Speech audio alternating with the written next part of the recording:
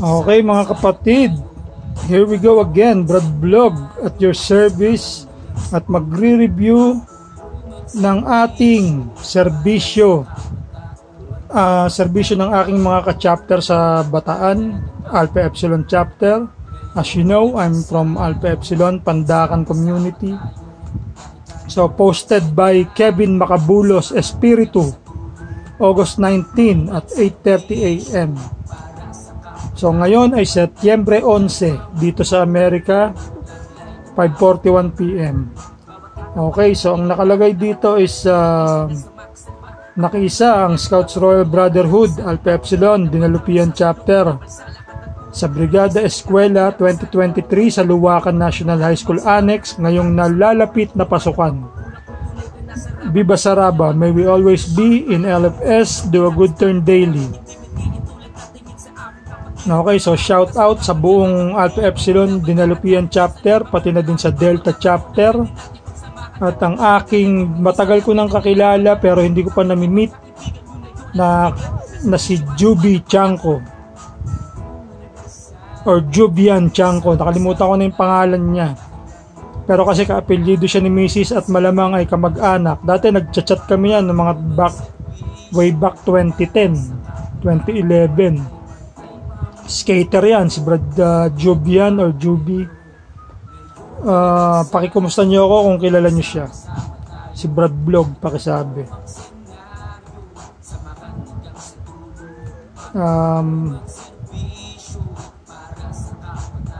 Okay, so ating umpisahan agad ang ating video. Okay.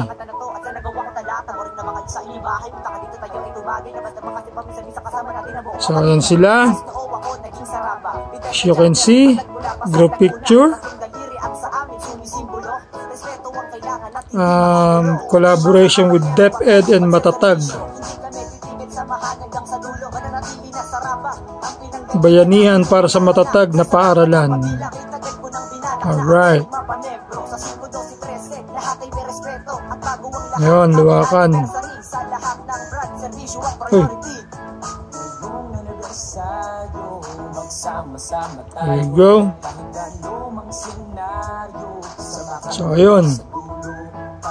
Itong mga damong ligaw ay kanilang binubunot. Dapat yan bunutin sa ugat, pati ugat. Kasi mabilis yan tumubo. Pagkalinis mo dyan, magugulat. Pag may natirang ugat yan, magugulat ka. May nakatubo ulit na unti-unti lumalaki. Ayan sila. Ngayon. So ito yung medyo madaming mga kalat. So dapat talagang linisin. So good job mga kapatid. So ayun, umabot na sa sa barbed wire, delikado.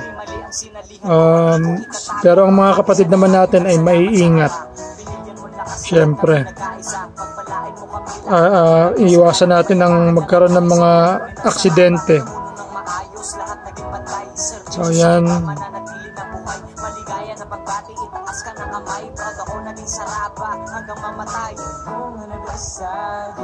Ayan. Siguro ito kulungan to. Pwede alaga ng mga ibon or di ba? Kalapati.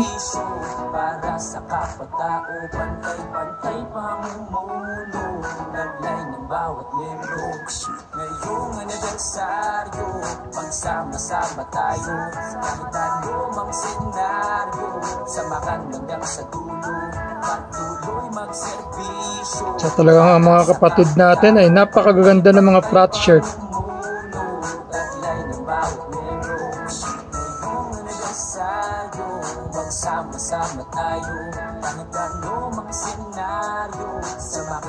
So ito mga bata pa to mga ka-chapter ko, no?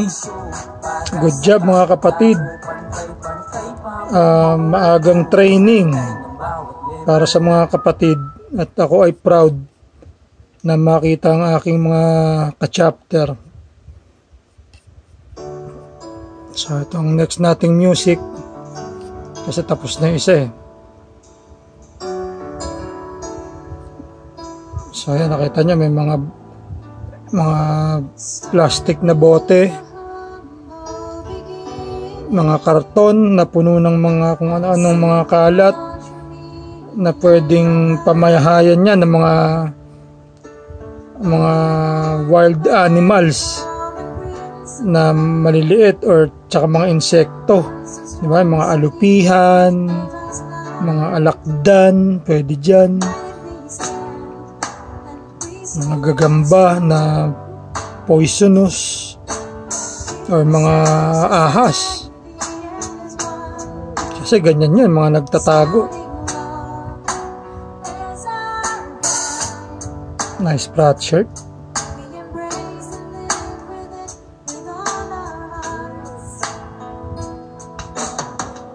So yan, no,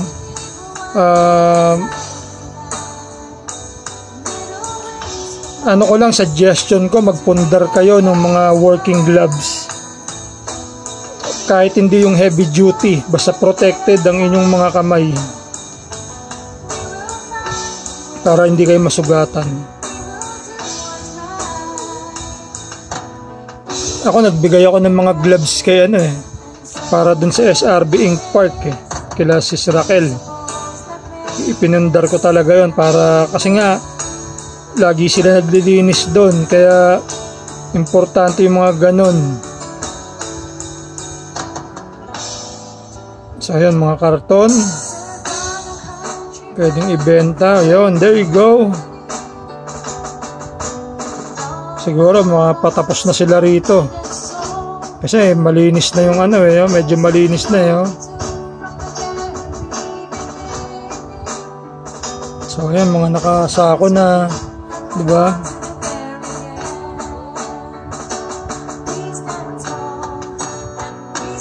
Ayan ulit ang ating mga kapatid.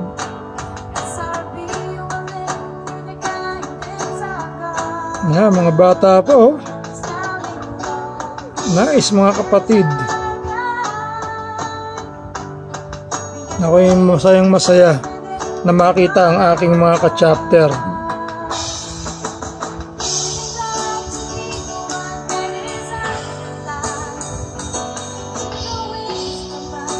So ito, marami-rami pang mga damon ligaw.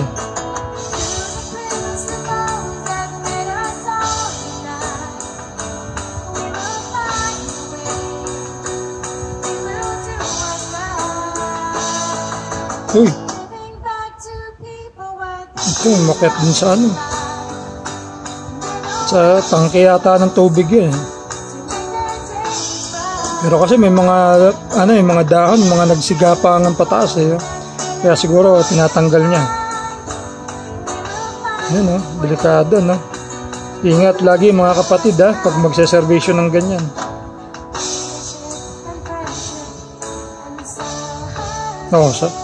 Sabi ko na ahas to nahuli nila yung ahas kasi talagang pamamahayan ng ahas yung mga ganyan, yung mga damong kumapal, kasi dyan sila nagtatago pang ambush. Aambushin nila ang kanilang mga biktima ng mga bubwet, mga ganon, dagang maliliit or ibon na maliit. Yan ang mga gustong-gusto ng mga ahas. Ang champion ka.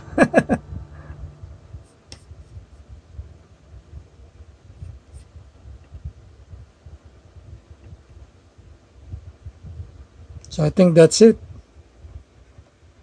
Siya ang ating sis. Hindi kasi siya makita pagka medyo madilim. Kasi nga gamit ko phone. Kaya ayan.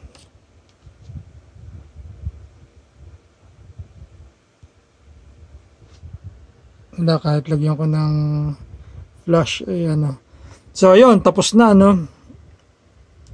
Congratulations sa inyo mga kapatid. Keep it up. Tsaka sino nga pala yung organizer nyo dyan galing Iris? Nasa Saudi pa yata siya Nakalimutan ko na yung pangalan niya. Pero dati magka-chat kami nun eh. So, kamusta niyo ako sa kanya? Yeah, keep it up. Always be in service. Be of service. You know, lagi nating ugaliin. Lagi tayong mag-isip ng kung anong pwede nating gawin na serbisyo para sa ating komunidad, sa eskwelahan, pwede nga sa simbahan or mga kahit anong chapel, church, anumang religion. Kung meron kayong maitutulong sa kanila is do it. Hanap tayo, diba? Kasi ano rin yan eh, tumutulong tayo in return. Yung mga ginagawa natin is magiging skill natin yan pag tumagal. Magiging skill natin, kagaya ng mga pagbubunot ng damo na yan. Pwede kayong maging landscape artist sa ganyan pagka lagi nyong ginagawa, na pwedeng maging trabaho yan, diskarte. Diba? Yung mga paglilinis ng mga yan, yung mga karton, diba? Pag naipon yun is magiging pera yun. Pwede nyong ibenta, tapos yung pera ibalik nyo sa eskwelahan, or kung ibigay sa inyo is ipunin nyo as funds, diba? Para sa mga oras ng pangailangan, meron tayong bubunutin sa ating chapter, sa inyong chapter. So ganun yon. Importante yon, yung funds. Kailangan nagpopondo tayo kahit papano na hindi natin ginagalaw. Ilagay sa bangko. Kasi ang pera pag nasa bangko parang ayaw mong kunin eh. Gusto mo lumaki ng lumaki, mag-ipon ka. Ganun yun eh. So kapag tayo nagkaroon ng pondo is magagamit natin yan para sa mas malaki pang service na kailangan ng pera talaga. So mga kapatid, ito ang inyong Brad Vlog, Alpha Epsilon chapter din sa Pandacan, Manila. Good job and advance happy 48th anniversary sa inyo lahat dyan sa Bataan.